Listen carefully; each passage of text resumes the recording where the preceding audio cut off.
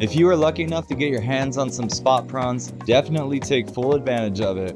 Because once you've tasted these sweet, succulent shellfish, there is no turning back. So please sit back and relax as I show you how to transform these beautiful spot prawns into some amazing, tasty dumplings.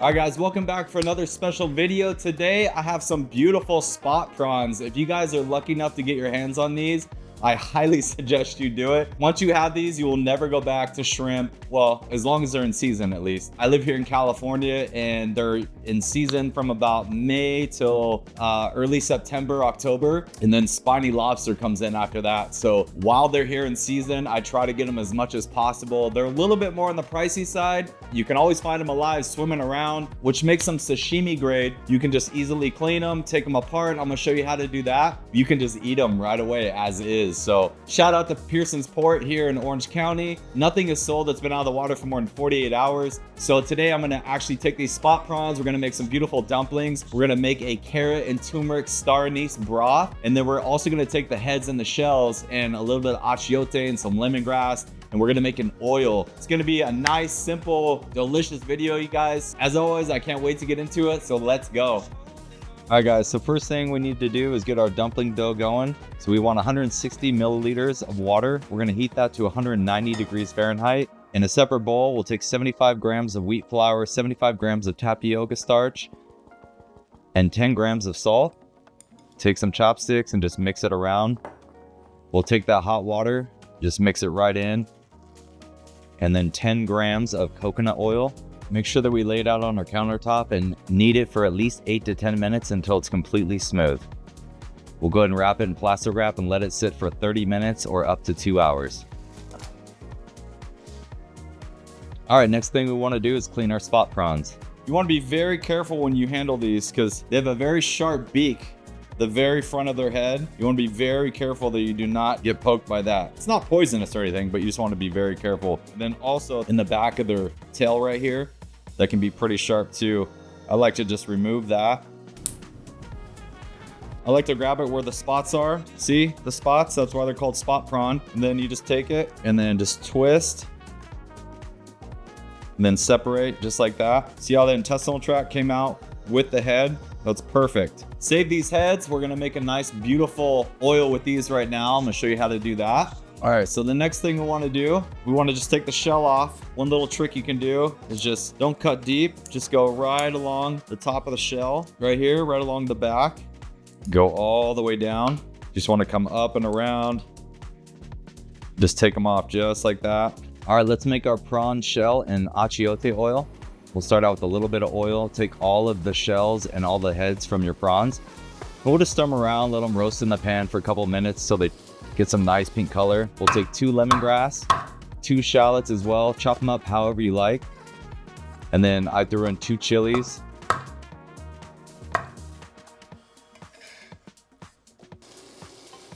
So we'll go ahead and add our aromatics.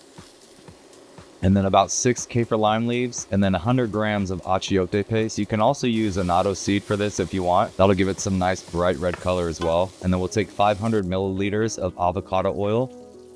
And then we'll let this just cook slowly for at least 45 minutes. After about 20 minutes of cooking, we want to add 2 to 4 guajillo chilies. And we'll go ahead and put this on a back burner and let it cook nice and slow for another 25 minutes. After that, we'll strain it through a fine mesh strainer with some cheesecloth, just to keep out any little additives and little extra chunks that might want to try to sneak in there. Really clarify that oil. All right guys, let this strain for at least 30 minutes so you don't lose any bit of that liquid gold. All right, let's prepare our spot prawn filling. We'll just take our spot prawns, just cut them right in half, and then you'll just cut them up into smaller pieces like you see here. To that, we'll add 1 2-inch piece of ginger that's been grated, 2 cloves of garlic that are also grated. I took 1 bunch of scallions and I just used the whites to chop up very fine. Then I'm just gonna run my knife through these one more time. Then we're also gonna add 2 tablespoons of a really good high quality oyster sauce. And then depending on how spicy you want it, go ahead and add 1 to 2 chilies. And last and definitely not least, nice pinch of sea salt, some fresh cracked pepper. Go ahead and mix this around until it's completely nice and homogenized. Keep this in the fridge until you're ready to use. All right, guys, so we got our dumpling mix here ready to go. We'll come back to this in a little bit when we make our dumplings. Let's go and make some scallion hairs for garnish. Our little scallion hairs, you can do it a couple different ways. I like to just do it like this, super quick. Just be careful, you watch your fingers, and you want to have a very, very sharp knife. And we'll plop those in some ice water, let them curl up, and then we'll have our garnish. Let's prepare our carrot, turmeric, and star anise broth. In our pan, we'll start out with a little bit of oil, 4 shallots, 50 grams of ginger, 3 cloves of garlic, 2 stalks of lemongrass, 50 grams of turmeric, and then about 4 large carrots roughly chopped. To that, we'll add a half teaspoon of coriander seed, 4 cardamom pods, and then a half teaspoon of fennel seed, and about 6 star anise. We'll also add in about 6 kaffir lime leaves, 300 milliliters of a good high quality chicken stock, and then 1 can of coconut milk. Let this cook at medium heat for 1 hour. At the very end, we'll add a little bit of salt, fresh cracked pepper, a couple splashes of sherry vinegar, some lime zest. This will really brighten it up.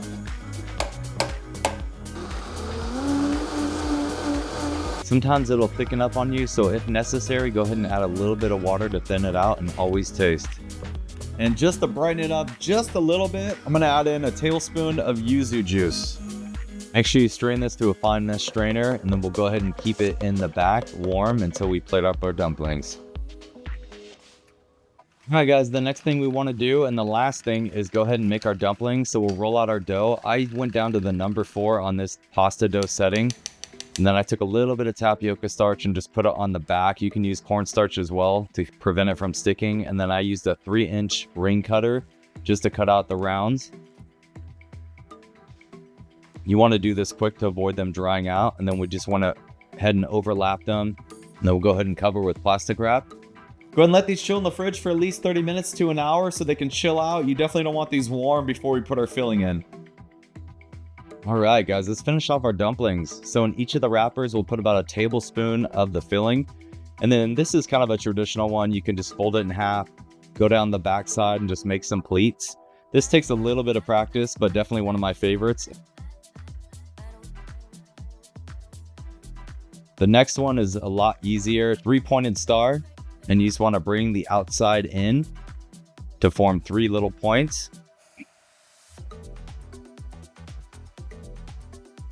And then this last one is not traditional at all, but this is just kind of like a tortellini or capelletti shape. You just fold it in half and then just bring the back together and just press really hard. And there you have it. There's 3 different types of dumplings. Absolutely gorgeous.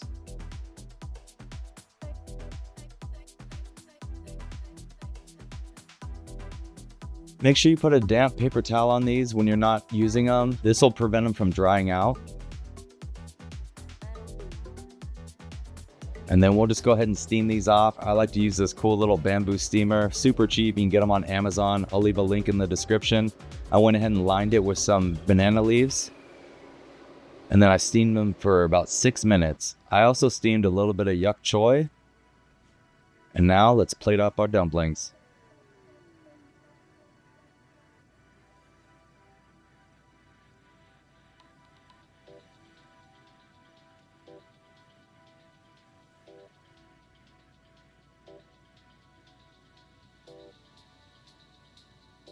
To garnish this beautiful dish with the scallions, I also added some basil and nasturtium leaves from my garden. There you have it, some beautiful spot prawn dumplings.